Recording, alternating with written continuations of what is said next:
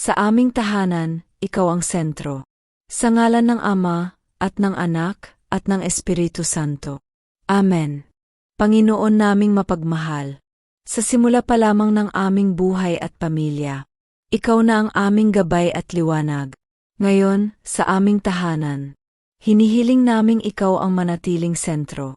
Ikaw ang maging dahilan ng aming pagkakaisa. Ikaw ang maging lakas sa oras ng pagsubok. At Ikaw ang maging bukal ng aming kagalakan at pag-asa.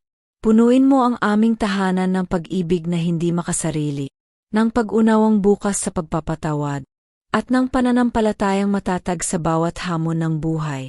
Basbasan mo ang bawat pintuan na aming binubuksan, bawat hapag na aming pinagsasaluhan, at bawat silid kung saan kami nagpapahinga at nananalangin.